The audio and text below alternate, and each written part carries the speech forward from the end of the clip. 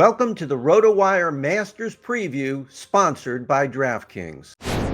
I'm very excited about talking some Masters here. It's a unique year in that where, there may have been some damage to the course at Augusta National due to Hurricane Helene. They're saying they just lost some trees. We'll see how it actually plays out. But the Masters, Augusta National appeared to get escape largely unscathed, nothing. Fred Ridley, the chairman of Augusta National, said that there were a lot of trees lost, but I don't think anyone doubts that the course will be pristine by the time Jack Nicklaus and Tom Watson and Gary Player hit the opening tee shot on Thursday morning. A couple other factors I want to throw out before we start looking at individual golfers. Looks like the weather is just not great, not terrible. Things can change, obviously, in a hurry. We've seen that before. The other factor I'd like to throw out is that Liv's got a tournament this upcoming weekend before the Masters. So all their golfers should be in form. Should be 12 of them coming over to the Masters straight from Florida. They did this last year. Liv golfers actually performed pretty well at the Masters last year. Yeah, there were some good performances and also some surprise performances. I think everybody was looking at Jon Rahm, who was the defending champion, and Brooks Koepka, and neither one really had a good tournament at all. Neither one had a good major season at all. So I think that's going to be one of the storylines for these two generational talents. How will they do? We know the narrative that you go to Live and you lose your competitive desire and all of that, and you're there for the money. And they have a lot of pressure on them to prove otherwise. Bryson DeChambeau has proved otherwise, but so far not Rahm and Koepka the last number of years. Indeed. Although Koepka has had his moments, at least I'll give him a little bit of a pass, even though last year wasn't so great. But a lot of the framing for this has been, is this a Scotty Rory party and the rest, and then the others are grouped into others? You look at the pricing. At DraftKings, Scotty Scheffler's at 12.4. Rory is at 11.1. They're the top two, but there's a gap between Scotty and Rory and a smaller gap between Rory and the next tier. So how do you take in that framing? Do you buy that framing? Yeah, I think the pricing is right on. As you mentioned, Scheffler at 12.4, Rory at 11.1, then Hochberg at 10.8. Colin Morikawa at 10.5, and then Rahm at 10.4. Rahm, the number 5 choice. Look, Scotty has not won this year, but he's come close. He's had a second. He's had a third. I think, 98 guys out of 100 would take the year that he's had so far. He's bidding to become the first back-to-back Masters champion since Tiger Woods in 2001 and 2002. I don't think that's lost on him.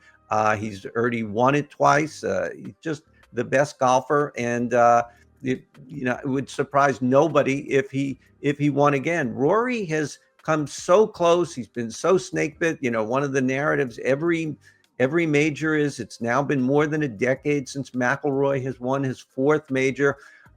It will be really ratcheted up this year because he's won twice already in 2025, and 4 of the last 5 Masters winners have won multiple times coming into the tournament. So you would think everything is aligning so nicely for McIlroy.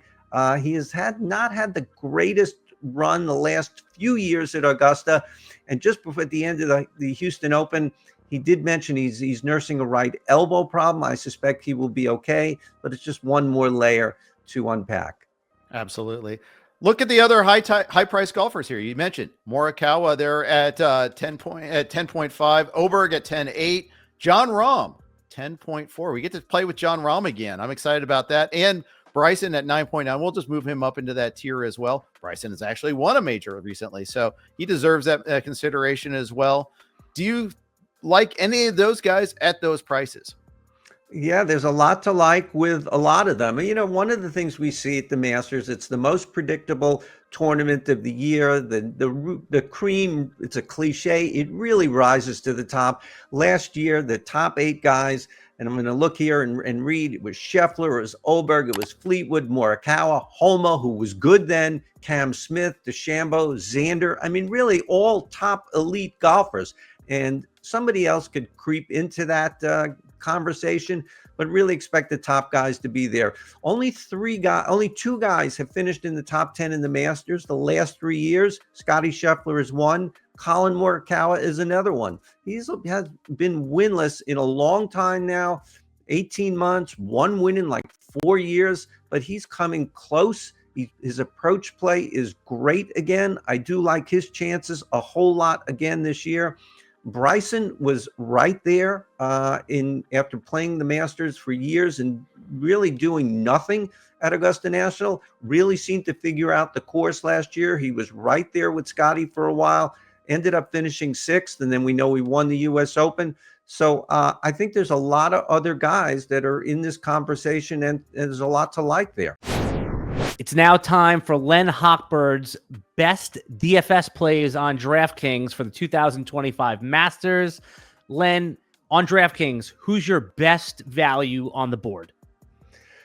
Patrick Reed is only $7,300. I don't quite understand it. He has won this tournament before in 2018. He has finished in the top 12 4 of the past 5 years. He was 12th a year ago.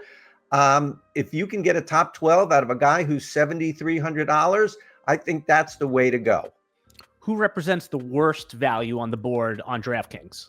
We're hearing a lot about Joaquin Niemann being one of the best players in the world. That's coming from the LIV camp, and he has won twice already in LIV tournaments already this year. But he has done next to nothing in his career in majors, not just the Masters. He's played in more than 20 of them now. He's never had a top 15 finish. He's at $9,300. I say to him, prove it before I'm going to play you. All right, give us a sleeper pick that DFS players that play on DraftKings can pick for the 2025 Masters. A sleeper pick to me is somebody who can actually win the tournament. Cam Smith, I've been talking about him for years. He's come close for years. He's finished second, third, and sixth through the years, sixth last year. He's just a wizard from 100 yards and in. He's $8,200. It'll be hard for him to win, but if you're looking for someone who's a low-price guy who can actually win the tournament, I think it's Cam Smith. Those are Len Hochberg's best and worst plays for the 2025 Masters on DraftKings. Justin Thomas, top 10 in the world. Finished second when we last saw him at the Valspar, but his track record at Augusta National is not great, and he's priced at $9,600. A tad bit overpriced, maybe?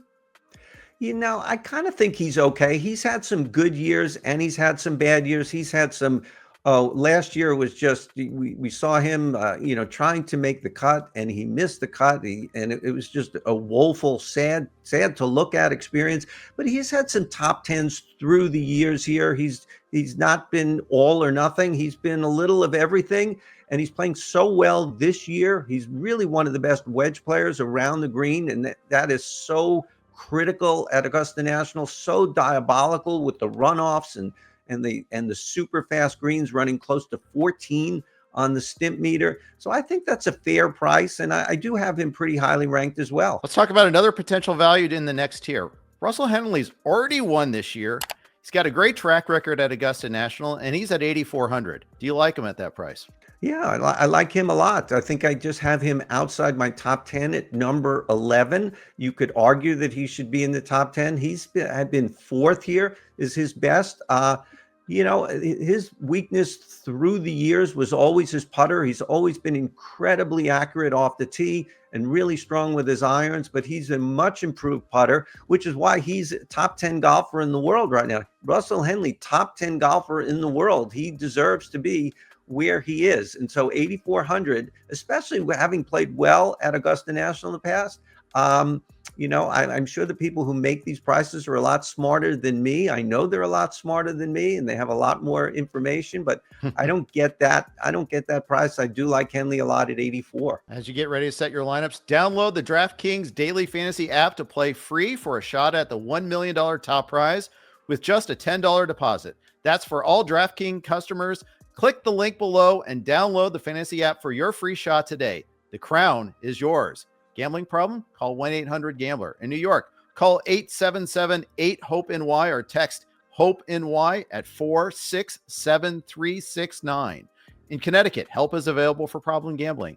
Call 888-789-7777 or visit ccpg.org. 18 plus in most eligible states, but age varies by jurisdiction. Eligibility restrictions apply. Void where prohibited. Minimum $10 deposit required. One single-use $10 ticket rewarded for Fantasy Golf Millionaire Contest that expires on April 10th at 7 a.m. See terms at DraftKings.com/promotions. Sponsored by DraftKings. One of my favorite things about Masters Week is we always get Corey Connors at a cheap price, despite his great track record at the Masters. $7,900 this week. Do we like him again this week at that price? Yeah, absolutely. I don't see why not. Another one that just seems a disconnect between previous Masters experience and current form. And 7,900 is really nice. The incredible thing about Corey Connors is he's just been a bad putter through the years and has a lot of trouble cracking the top 10 in tournaments, a lot of top 25s, trouble getting into the top 10, low ceiling because he's been a bad putter. But at the Masters, he's been top 10 3 times, as you said. And now this year, 2025 on the PGA Tour, he's putting far better than he ever has for himself. And so I think there's a lot to like at 7,900 for sure. All right. So that's one of the guys that we can use to help us afford some of these other great golfers. Len, let's go dig a little deeper. Who can we get in the 7,500 or cheaper to try to help us fill up our lineups? Keegan Bradley is another guy I like at 7,000. We all know how well he has been playing this year. At some point, he will have to shift his attention from playing to formulating a Ryder Cup team. But for right now, he's been awesome. And he for a lot of years he wasn't great at the Masters. He hasn't played a lot of Masters for someone who's almost 40 years old. I think he's played like this will be his 8th or 9th or something. But he's had some good results recently, which lends itself to me thinking he's finally figured out this course. Indeed. We got to go dig a little deeper. If we're paying up for Scotty, we're going to have to get somebody less than 7,000. Who are we going to go for there? Yeah, a couple of guys I'm looking at in the 6,000s. Harris English, sort of an everyman. He does everything pretty well. He's made the cut 4 years in a row at this course. He's 6,500. He's not even 69, and that 400 could be a huge difference, as we all know, in trying to formulate 6-man lineups. He's finished top 25 a couple of times at the Masters in the last few years. He's playing pretty well this year. He won at the Farmers. He won at Torrey, a very long course, which should prepare him somewhat for this week. I like him a lot. And Steven Yeager at 6,300. He made his Masters debut last year. He missed the cut, yes, but it was just coming 2 weeks after his maiden win on the PGA Tour at the Houston Open. Houston is a course, Memorial Park, that has a lot of similarities to Augusta. A lot of guys like to play that tournament because it preps them for this week. He just came off 11th at the Houston Open a couple of weeks back. I think he will benefit from not having just won a tournament and also from having a second go round at the Masters. Len, before I let you go, I wouldn't be doing my job if I didn't ask you for your winner of the Masters. Who's it going to be? Well, I'm not, as much as I would love to pick Rory McIlroy. I think it would just be such an incredible story. I'd love to write about Rory McIlroy. I'd love to come on the radio again the following week and talk about Rory McIlroy with you winning. It would just be so incredible. I'm just going to have to say Scotty Scheffler. I think Morikawa is going to be right there, and it would not surprise me if he's going to win. He's number 3 in my rankings, and I think he can really be there. But if you just have to say one guy, it's got to be Scheffler. It's got to be Scotty Scheffler. Thanks for watching the RotoWire Masters Preview, sponsored by DraftKings.